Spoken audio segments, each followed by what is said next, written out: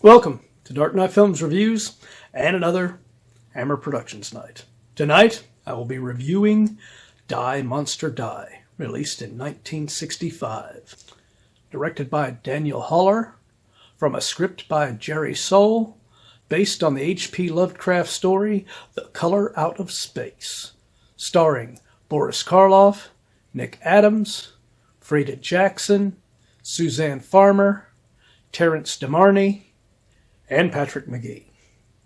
Now, this is not a Hammer film, but it has a lot of actors that were primarily in a bunch of well-known Hammer films, such as Freda Jackson, who played some maniacal characters in some Hammer films, most notably in Brides of Dracula. But then you have Suzan Farmer, who I have already talked at length about this actress on this channel. So most of you know my feelings toward her. She is just an amazing actress.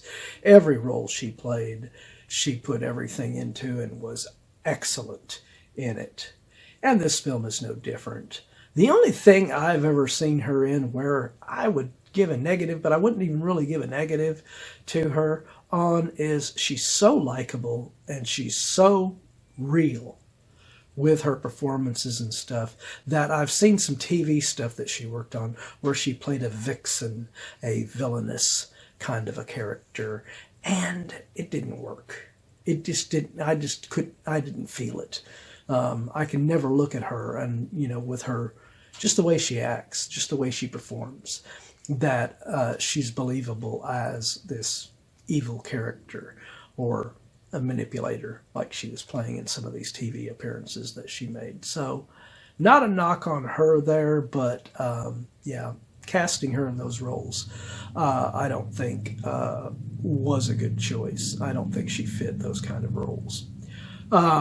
But in this, she is playing the fiancée to Nick Adams' character of Stephen, and they have a pretty good little chemistry in here as a on-screen couple.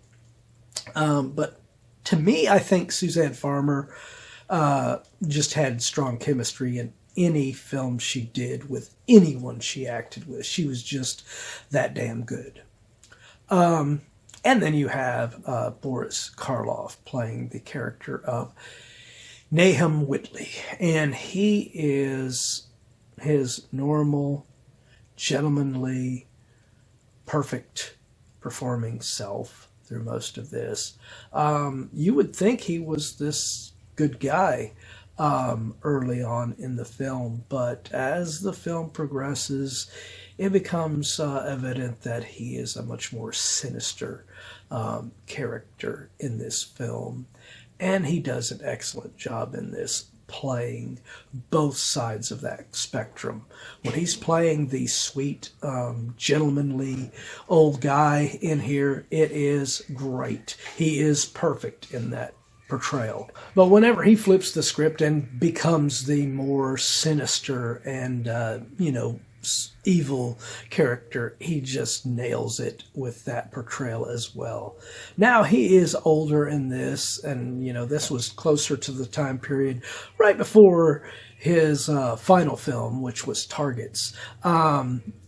And he is that older, more gentlemanly, great portrayal in here through the most of this film. Like I said, other than, when it finally gets to that moment at the end when he's revealed to be more sinister, he just kicks it into that extra gear. Even though he is older, he still nails it in here. And there's some very, very good visual and special effects throughout this film.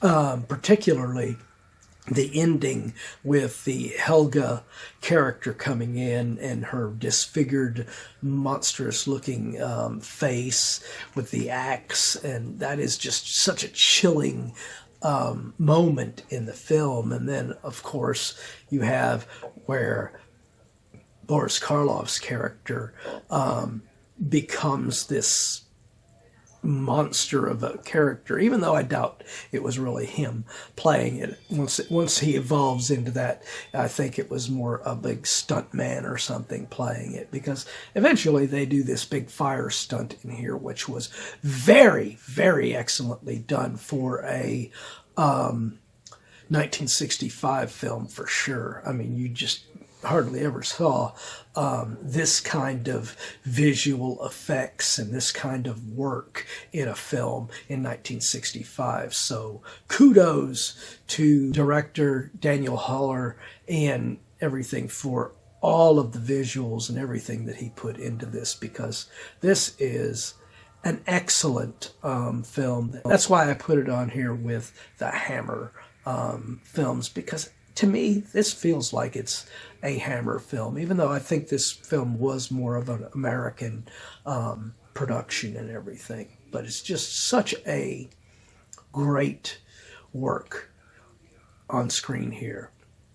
And I just had to have it on here on Hammer Productions Night.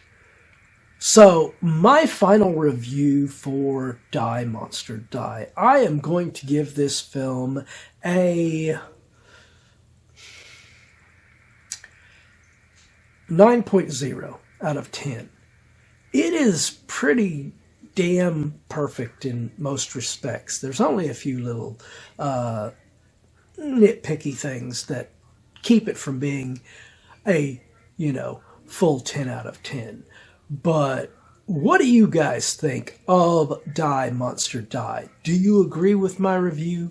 Do you disagree? Let me know in those comments down below. And as usual, if you enjoyed this video, do not forget to like, share, and subscribe. And don't forget to click that bell icon so you can be notified about future videos just like this one.